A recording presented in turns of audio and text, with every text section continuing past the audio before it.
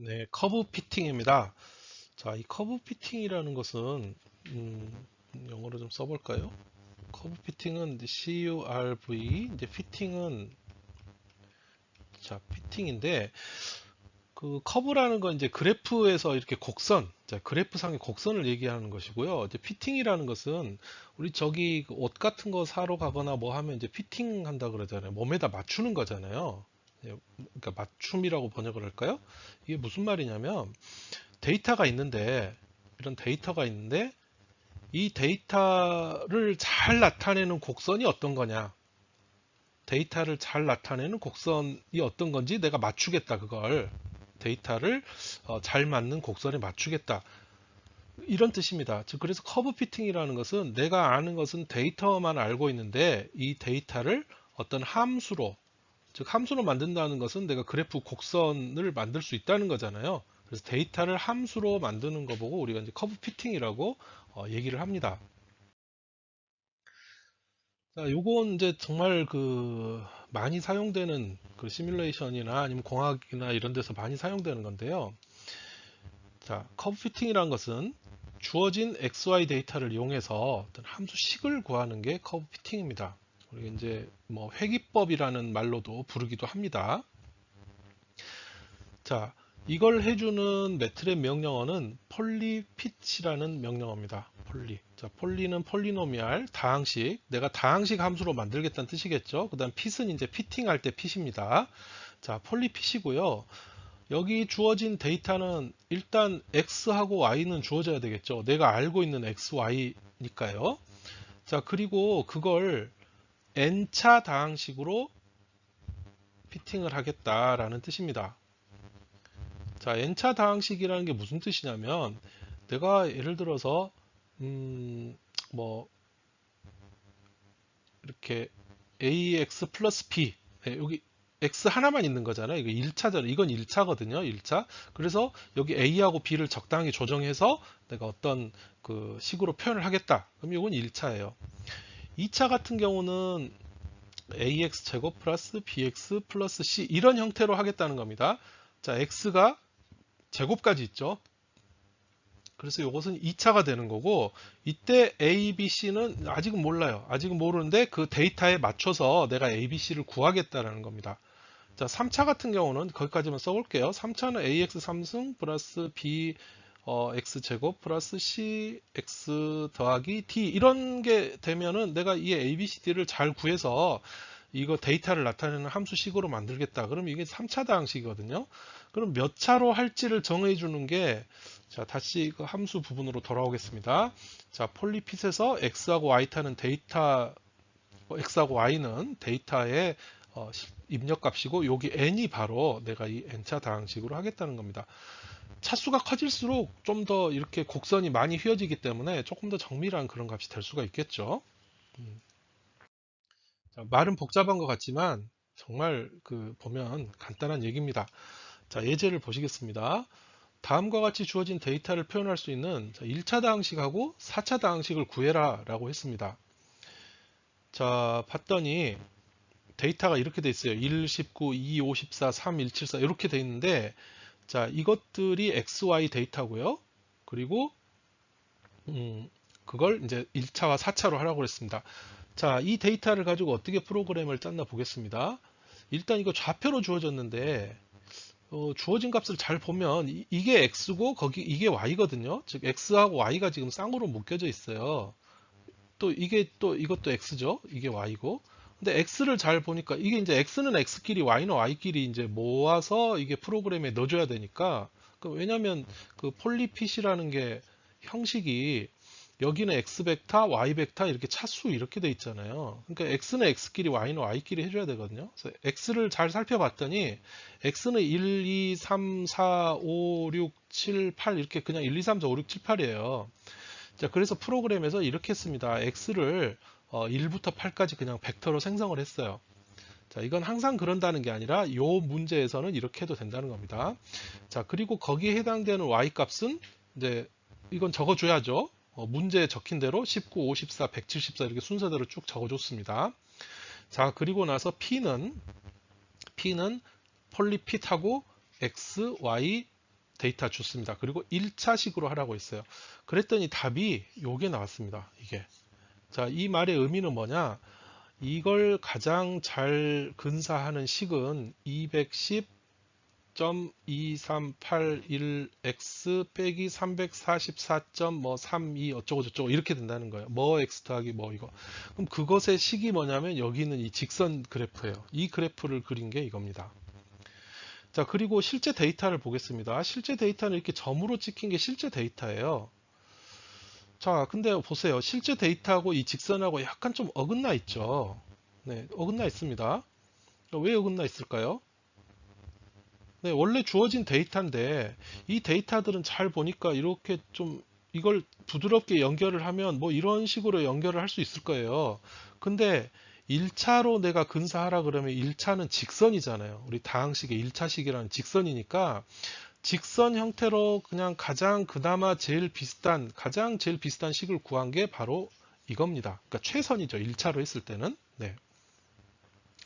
그리고 이제 밑에 있는 명령창 같은 거 보면 이제 그래서 이 그래프를 지금 한번 그려 본 겁니다. 그래서 F 플롯 해가지고 위에서 구한 210 어쩌고 마이너스 344 이거를 0부터 9까지 구하고 이제 홀드 온을 해서 X하고 Y를 이제 동그라미로 데이터를 그려서 두 개를 이제 중첩시킨 겁니다.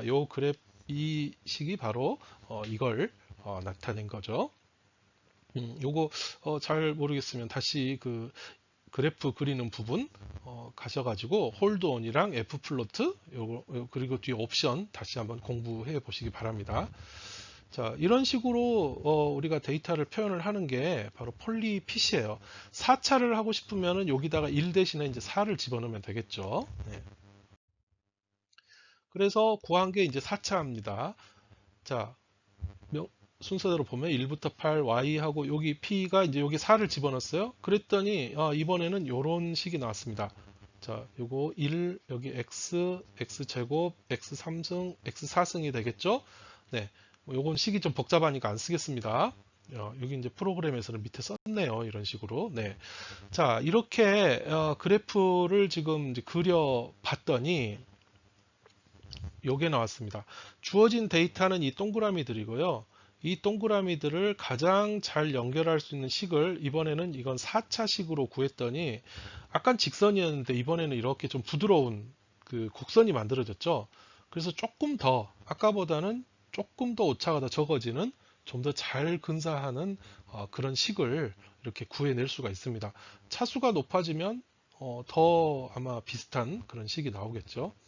자, 이런 식으로 데이터가 주어졌을 때 거기에 대한 그 다항식을 구하는 걸 보고 우리가 이제 보관법이라고 얘기를 합니다.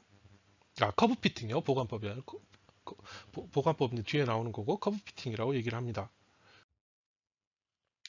자, 요 그 커브 피팅에 대해서 좀 다른 예를 통해서 이 커브 피팅의 그런 어떤 그뭐 원리라고 해야 될까? 이런 걸 한번 좀 보시죠. 자, 구간 0부터 2에서 yx는 1 플러스 x분의 1, 요 데이터 5개를 만들고 요 데이터를 다항식으로 한번 근사를 해보겠습니다. 자, 프로그램을 보면요. 0에서 1 범위의 데이터를 5개를 생성합니다. 자, 린 스페이스 해가지고 0에서 1부터 5개 생성하고 그리고 y는 1 나누기 1 플러스 x입니다. 자, 요 5개 만든 데이터가 여기 동그라미로 표현된 요것들이 이제 5개 데이터겠죠? 예, 요게 5개 데이터입니다. 자, 이걸 다항식으로 근사를 하기 위해서 뭐 몇 차로 다항식으로 근사를 해도 되는데 여기는 지금 4차로 근사를 했습니다. 자, 4차를 근사를 했고요. 4차로 근사를 한 게 그리고 이제 여기 그래프를 그렸습니다. 이 부분은 그래프 그리는 부분이에요.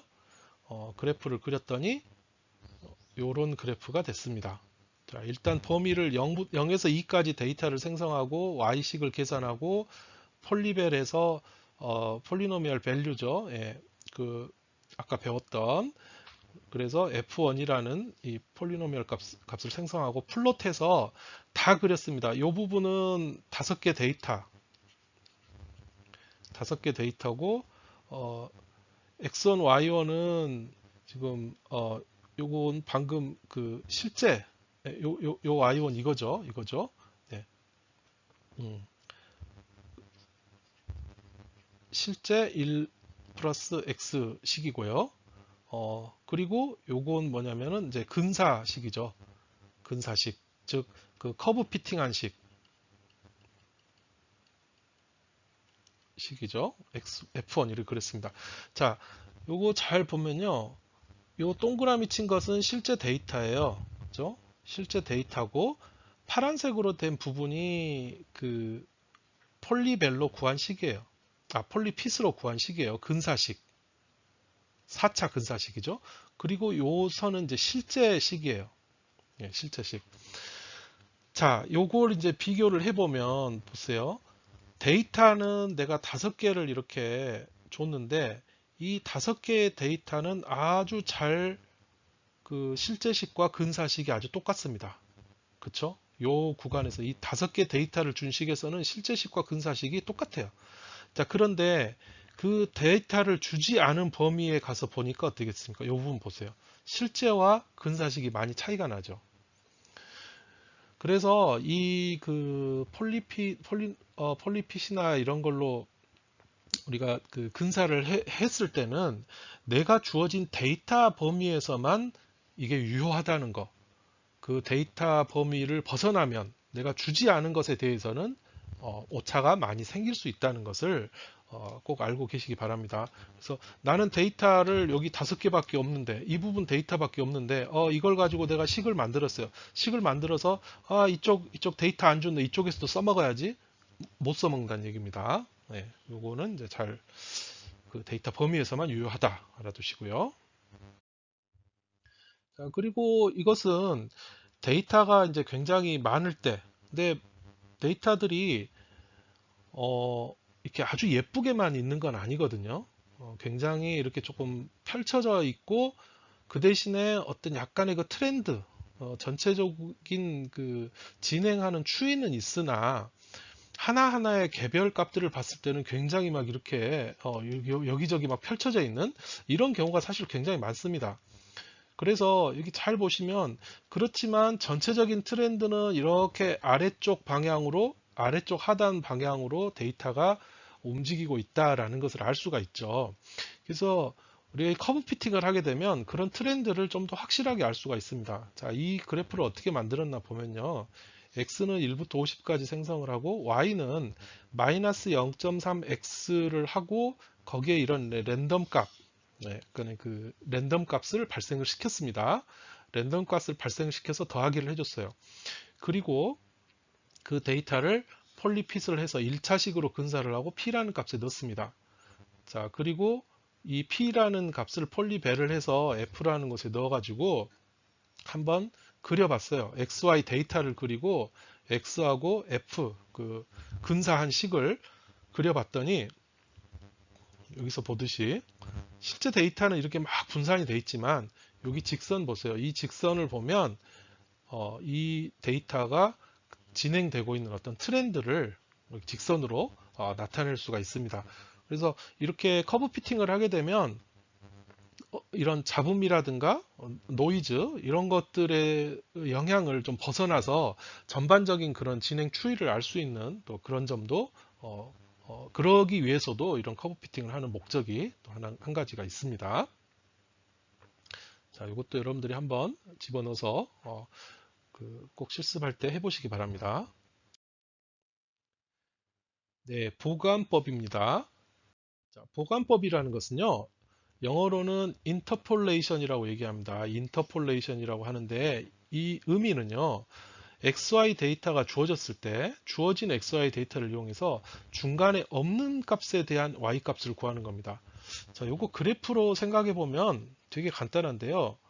데이터가 여기 X일 때 요 값이 주어졌어요. Y고 또 여기 또 다른 이제 X2라고 하겠습니다. 여기 X1, X2일 때 또 여기 어떤 Y2라는 값이 있어요. 다른 데이터도 여기 다 있다고 합시다. 그럼 이렇게 지금 데이터가 변해 가는데 내가 여기 중간에 X1과 X2 사이에 있던 어떤 요 X가 있는데 요 X의 값이 뭐가 될까? 이 X를 집어넣었을 때 Y 값이 뭐가 나올까? 이게 알고 싶어요. 그게 인터폴레이션이에요. 그러면 그 주변에 있는 여기 있는 이 값과 이 값을 이용을 해서 그럼 이 중간에 너는 한 요 정도 될 거야. 아니면 요 정확한 값은 이거야 라고 계산해 주는 게 바로 인터폴레이션입니다. 자, 이 인터폴레이션도 굉장히 많이 사용이 되는데요. 자, 이것에서 쓰는 함수는 이렇습니다. interp1이라는 함수고요. x하고 y는 당연히 x 데이터겠죠. 내가 알고 있는 x 데이터고, 그리고 xin이라는 게 있습니다. 이 xin이라는 게 바로 내가 알고 싶은 중간에 있는 그 x 값이 되겠어요. 그래서 내가 이 xin을 넣었을 때 뭐가 될 건가 하는 것을 출력하는 게 바로 여기 이 yin입니다. 즉 xin을 넣었을 때 yin을 계산해 주는 거죠. 그리고 마지막에 메서드라는 게 있는데, 이것도 그 보관법도 한 가지 방법만 있는 게 아니라 여러 가지 방법이 있어요. 그래서 그 메서드는 내가 원하는 그런 그 방법을 적어주면 되겠습니다. 뭐 이 메서드에 들어갈 수 있는 말은 네 가지가 있는데요. 리니어, 그 다음에 니어리스트, 스플라인, PC칩이라는 게 있는데, 뭐 리니어 선형 보관법, 니어리스트, 3차 스플라인, 피스와이즈 큐빅 스플라인 인터폴레이션 뭐 이런 게 있는데요. 이 자세한 그 용어는 모르셔도 됩니다. 이거 그래프로만 보면은 이게 이거구나라고 알 수가 있어요. 굳이 이 의미는 모르셔도 됩니다. 자, 근데 이제 쓸 때, 이 메서드를 쓸 때 요건 좀 아셔야 되는데, 리니어하고 니어리스트일 때는 여기 x인으로 줄 수 있는 게 이 x 값의 범위 안에 있는 걸로 줘야 돼요. 만약에 원래 x가 0에서 1 사이였다. 그럼 0에서 1 사이 값을 x인으로 줘야 돼요. 만약에 x가 뭐 0에서 1 사이인데 나는 x인을 뭐 10을 주겠다. 요거 안 된다는 거예요. 예. 그런데 여기 스플라인하고 PC칩이라는 거 요건요. x 범위 밖의 값을 가질 수도 있어요. 네, 이건 이제 차이가 있습니다. 요것만 아시면 돼요. 자, 그래서 이제 예제를 보면서 각 메서드가 어떤 차이가 있는지 보겠습니다. 자, 데이터가 이런 데이터가 주어졌고, 이것을 그 보관법을 써서 한번 봐봐라 이런 거예요. 자, 프로그램으로 바로 가겠습니다. x는 요거, 네, 이것도 이제 그 데이터가 여기 보면 x하고 y 이런 쌍으로 주어졌기 때문에 x, y를 분리시킨 겁니다. 그 다음에 y는 이거예요. 자, 이때 x인을 나는 0에서 0.2씩 10까지 알고 싶다. 네, 여기 굉장히 여러 개를 했네요. 한 개가 아니라 내가 이제 여러 개로 줄 수도 있죠. 그리고 그때 y인을 인터폴레이션을 해서 x, y 데이터를 가지고 x인이라는 요거 알아내고 해라. 그리고 방법은 리니어라는 방법을 써라. 입니다. 요 나머지 부분은 이제 플롯 그림 그리는 부분이에요. 자, 리니어일 때 어떻게 되는가 한번 보세요. 자, 그래프를 보시면 여기 파란색 점으로 된 거 있죠? 이게 준 데이터예요. 요 데이터. 이 데이터가 파란색 점입니다. 그리고 점선으로 나타낸 부분이 요게 인터폴레이션 한 부분이에요. 네. 그래서 점과 점 사이에 모르는 값을 내가 이런 식으로 하겠다라고 지금 점선으로 나타낸 건데, 이 점선이 어떻게 되어 있나 보세요. 점과 점 사이를 직선으로 연결을 한 겁니다. 그쵸? 직선으로. 예. 점과 점 사이가 직선이에요. 이렇게 점과 점 사이를 직선으로 연결하는 게 뭐냐면 메서드 중에, 자, 프로그램으로 다시 가겠습니다. 여기 리니어라고 보이죠? 이 리니어라고 내가 메서드를 주면 이것은 점과 점 사이를 직선으로 연결합니다. 아주 심플한 방법이죠. 점과 점 사이 그냥 선으로 딱 그어가지고, 그러니까 데이터가 이렇게 있으면 그냥 너 직선 여기 이렇게, 중간은 요 직선으로 연결한다. 이게 리니어인 방법이에요. 다음은 니어리스트라는 방법을 알아보겠습니다. 니어리스트. 자, 앞에 프로그램과 다른 부분은 완전히 동일하고요. 여기 메서드 부분만 이제 니어리스트라고 줬습니다. 자, 니어리스트는 가장 가깝다라는 뜻이잖아요. 니어가 가깝다는 뜻이고, 니어리스트 알자 쓰겠습니다. 니어고 EST니까 가장 가장 가까운이라는 뜻입니다. 가장 가까운 곳으로 뭐 근사해라 이런 뜻일 수가 있는데요. 그래, 다른 부분 다 똑같으니까 바로 그래프로 오겠습니다. 자, 그래프를 잘 보시면 점과 점 사이가 어떻게 연결됐는지 한번 보십시오. 그래프가 빨간색 점수만 보세요. 데이터와 데이터 사이. 이 데이터와 이 데이터가 점점점점 가다가 갑자기 점프를 쭉 해가지고 점점점점 이렇게 됐어요. 그쵸? 그 다음에 이쪽도 한번 보세요. 여기도 이 데이터가 있는데 이 데이터가 점점점점 가다가 여기서 팍 점프를 해가지고 그 다음 데이터로 이렇게 쭉 갔어요. 자, 이 리어리스트 방법 뭐냐면요. 점이 있고 점이 있잖아요. 그럼 이 중간값을, 이 중간을 어떻게 계산하느냐. 아까 리니어 같은 경우는 직선으로 연결을 한다 그랬죠. 니어리스트 같은 경우는 이 중간값을 반으로 딱 나눠가지고 가운데를 반으로 나눠서 그 다음 여기 갈 때까지는 이쪽하고 더 가까우니까 이 값으로 하고요. 여기서 푹 점프해가지고 반이 지나면은 요 다음 걸로 딱 근사를 하고. 그러니까 뭐 반올림 한다고 생각을 해야 될까요? 그러니까 가운데를 나눠서 그 전쪽 점과 가까울 때는 그 전 값으로 하고 그 다음 점과 가까울 때는 다음으로 하고 이렇게 됩니다. 자, 이게 이제 니어리스트 메소드예요. 그러다 보니 이거는 근사화한 게 항상 어떤 계단 모양으로 됩니다. 잘 보시면 계단 모양으로 지금 되는 것을 알 수가 있죠. 네, 요게 그 니어리스트 메소드예요. 이것도 약간 심플하죠. 예, 그러니까 값이 많이 다를 겁니다. 요 한 번만 더 점을 그리면요. 여기 데이터가 있고 여기 데이터가 있을 때 리니어인 경우는 이렇게, 니어리스트인 경우에는 이렇게 됐기 때문에 이렇게 됐죠. 만약에 내가 어떤 데이터가 이 데이터가 궁금하다 라고 하면 여기가 모르는 값이에요. 모르는 값을 계산해 보면 리니어일 때는 이 값을 나타낼 거고 니어리스트일 때는 이 값을 나타내겠죠. 그래서 두 개가 근사화하는 방법이 이렇게 달라지게 됩니다. 자, 이거 두 개만 있는 게 아니고 또 다른 방법이 있는데요. 이거는 스플라인 메서드입니다. 스플라인 메서드. 아마 혹시 그런 생각을 한 사람도 있을 거예요. 아니, 직선하고 이렇게 계단 말고 좀 이렇게 부드럽게 이렇게 이으면 어떨까? 예, 이렇게 부드럽게 잇는 방법이 바로 이 스플라인 메서드가 되겠습니다. 자, 데이터는 프로그램을 보시면 데이터나 이런 거는 앞과 동일하고요. 자, 동일하고 요 인터폴레이션 부분에서 이 부분만 스플라인이라고 바뀌었습니다. 스플라인. 자, 그래프를 보시겠습니다. 그래프를 보면 데이터와 데이터 사이가 굉장히 부드러운 곡선으로 이렇게 연결이 되어 가는 것을 알 수가 있습니다. 자, 이게 바로 스플라인을 썼을 때 중간을 이제 보관하는 그런 방법이 되겠습니다. 자, 다음 이제 PC 칩이라는 방법인데요. 이것도 스플라인처럼 약간의 그 곡선 모양인데 이제 조금은 이제 다릅니다. 곡선의 모양이 살짝 다른데요. 뭐 자세한 것은 좀 이 책의 범위를 넘어서기 때문에 넘어가도록 하고 어쨌든 부드러운 곡선이라고 생각하시면 되겠습니다. 그래서 다른 부분 이런 부분들은 똑같고요. 인터폴레이션 하는 부분에 있어서 여기 PC 칩이라는 요 글자만 이제 넣어주면 되겠습니다. 자, 이렇게 PC칩이라고 했을 때 나온 데이터 결과는 이렇게 나와 있습니다. 역시 이 앞에서 봤던 그 스플라인 메서드와 마찬가지로 이 P칩이죠. PC칩이 아니라요. 예, P칩이라는 이 메서드는 이렇게 곡선 형태로 데이터와 데이터를 근사화해주는 그런 구조를 갖고 있습니다.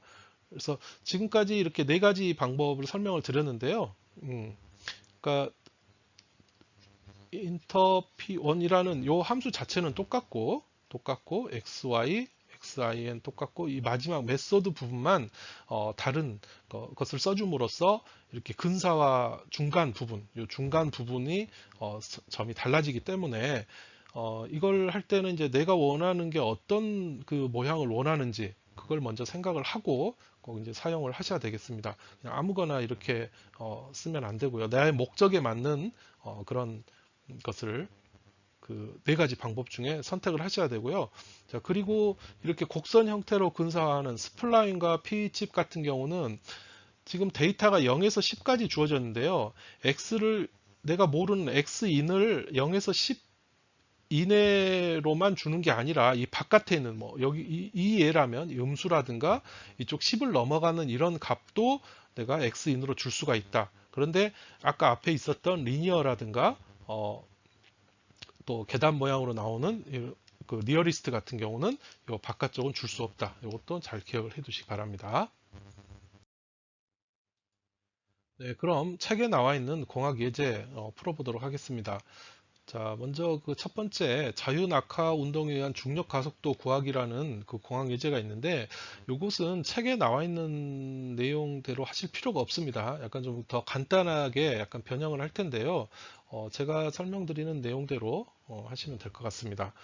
자, 원래 문제는 이런 데이터가 주어졌는데 이 데이터요. 이런 데이터를 이용을 해서 중력 가속도를 계산해라. 예, 피팅을 폴리핏을 사용을 하라는 겁니다. 자, 그런데 요거를요, 이 책에서는 되게 좀 복잡하게 풀었는데, 또 그럴 필요 없고요. 문제를 변형을 해서, 시간 높이 이 데이터가 주어졌지 않습니까? 이 데이터들요. 요 주어진 데이터를, 폴리핏으로, 식을 구하는 문제로 바꾸겠습니다.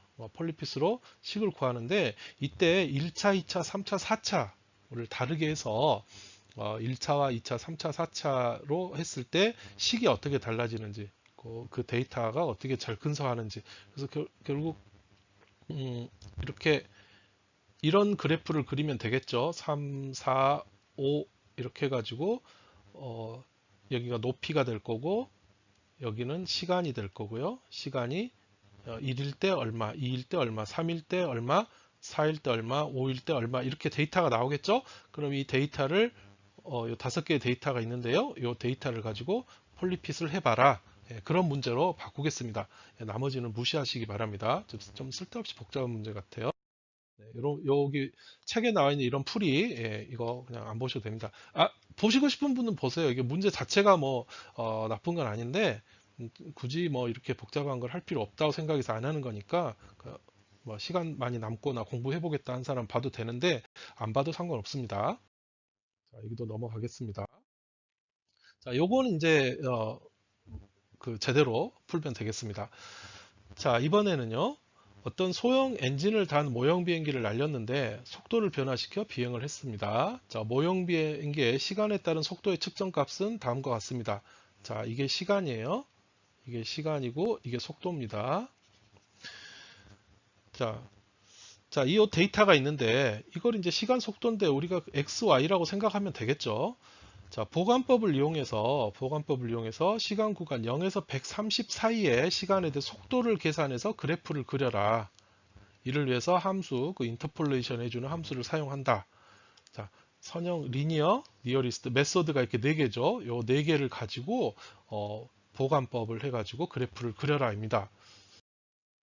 자, 입력은 타임에서 시간, 네, 요게 이제 x에 해당되는 거고요. 그리고 거기 속도는 velocity, 요게 이제 y에 해당되는 거겠죠. 그리고 우리가 이제 그림을 그리기 위해서 이제 인터타임이라는 0에서 130까지 그 촘촘한 시간을 생성을 했습니다. 그리고 인터벨로시티는 내가 보관을 한, 그 인터라는 게 인터폴레이션 할 때 그 인터 딴 거예요. 보관을 한 그 속도를 interp1으로 해가지고 타임 벨로시티 요게 이제 x하고 y 내가 알고 있는 데이터죠. 그리고 내가 중간에 알고 싶은 게 뭐냐 인터 타임이라는 것에 대해서 알고 싶다는 거예요. 이게 이제 x 이내에 해당되는 거겠죠. 네, 이거. 자, 그리고 나서 이게 이제 선형 보관법이니까 뒤에 이제 안 썼습니다. 자, 그리고 나서 이러면 이제 계산이 다 끝난 거예요. 예. 그 0에서 130 사이의 데이터가 다 계산이 된 겁니다. 자, 그리고 선형 보관을 했습니다. 그래서 그래프를 플롯으로 그려보니까 주어진 데이터 사이와 사이가 직선으로 이렇게 연결된 것을 볼 수가 있습니다. 자, 이렇게 선형 보관이 된 거예요. 다음은 이제 니어리스트 보관법입니다. 자, 다른 부분은 다 똑같고요. 우리가 보관을 할 때 여기 니어리스트라고 명시를 해줬습니다. 그리고 그래프를 그려봤더니 어떻습니까? 계단 모양으로 데이터와 데이터 사이가 연결된 것을 볼 수가 있습니다. 다음 스플라인 보관법은 다른 부분 다 동일하고요.